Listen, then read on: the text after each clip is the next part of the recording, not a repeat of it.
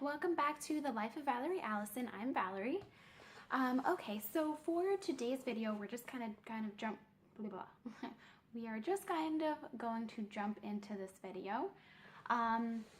Okay, so this is a subject that I hold near and dear to my heart, mainly because I've been doing it now for a little over 2 years, and that is breastfeeding.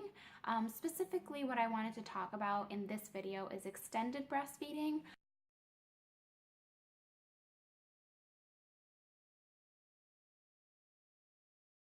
I posted a question kind of thing, I guess, or a post on the Facebook YouTube Mommy Meetup page. I'll leave a link for that down below. If you are a fellow YouTube creator and you don't know of that, then definitely check that out in the description.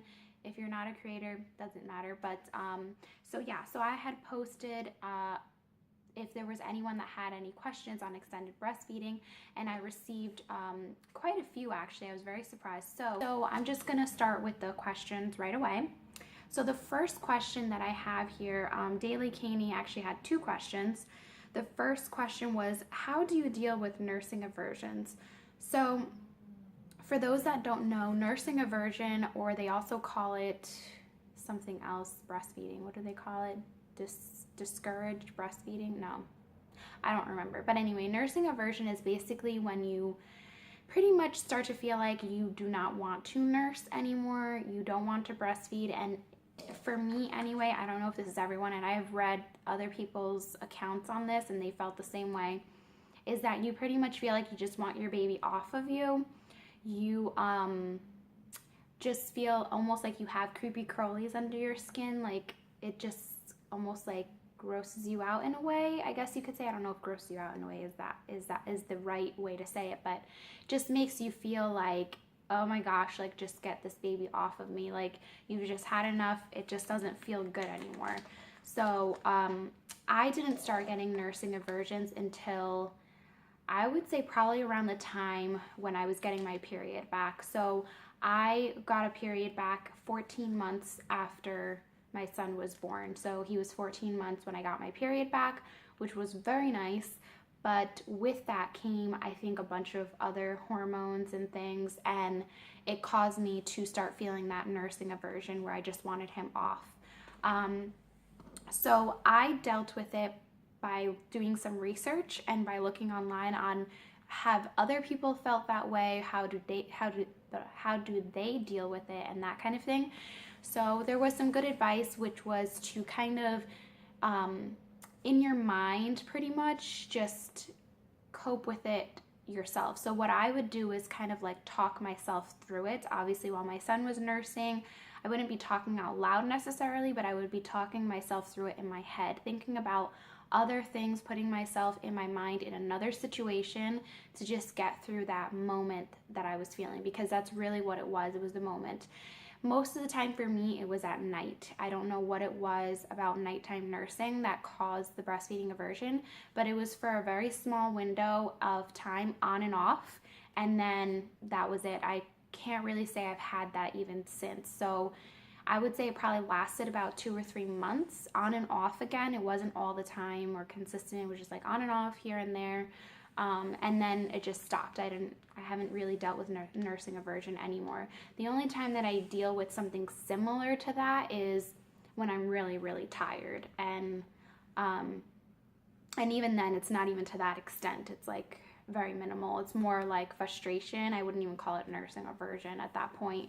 But yeah, that's how I've dealt with it, is to pretty much just talk myself through it and just, put myself in another place. So I would, think about my list of things that I need to do, thinking about activities that I'm going to do the next day. I would just kind of start thinking about other things, and that's how I dealt with it, me, myself. Okay. The next question is from Daily Caney, and I will go ahead and link all of the channels that did ask questions where they left their channel, and I'll link them in the description. So the next question is, are you breast is best or fed is best? So I am a fed is best advocate for sure.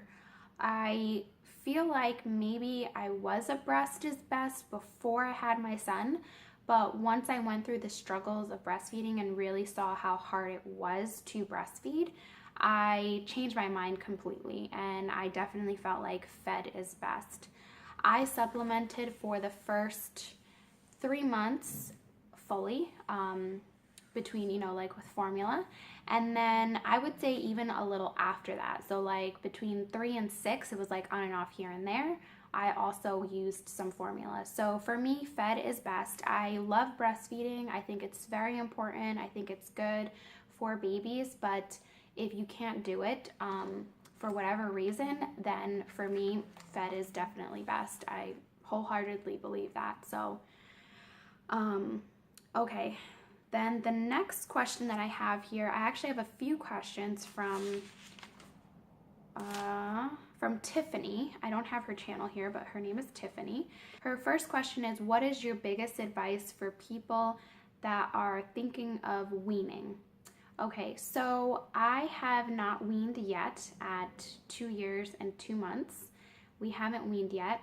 So I'm going to try to interpret this question. So like if I had advice for weaning, I don't have any because I'm struggling myself. I'm pretty much thinking of just letting him self-wean because I'm not really even sure how to even go about doing that. But if the question is if you're thinking of weaning before it's time to, then I would say the best advice that I've ever received on weaning is don't wean because of your worst day, if that makes sense. So like if you were feeling the most frustrated or you had like nursing aversion like crazy and you're just like, I'm done, I'm through, I don't even want to deal with this anymore, that is not the time to wean from what I've heard. And I feel like that's so true because when I've dealt with that kind of feeling, because I would say as a breastfeeding mom, I would say all probably women go through that moment where you feel like I'm done with this, like I don't want to deal with this anymore. And if it's like, you know, a one-time thing or like 1 or 2 or 3 times here and there, don't go by that feeling because it's like a feeling of in the moment, and that's not the best time to wean. Like once that feeling is over and you start feeling good again, you'll see that weaning might not be the best idea. So really like think it through and do your research and find out and kind of dig deep down inside of yourself, and also take a look at your child. Do they want to wean? Because sometimes too we have to go by their cues as well. Do you really want to wean? And then kind of see, why do you want to wean? You know, what is your list of reasons that you want to wean? And if they all kind of make sense for you and your lifestyle, then that would be a good time to probably think about weaning, because there's so many reasons that I think people would like to wean. But again, if it's just from that fleeting feeling of frustration, it's not worth it, I think, to wean because of that. So that's my thought on that. Okay, so I'm going to end this video here and I will do part 2. And I hope that this is helpful in some way.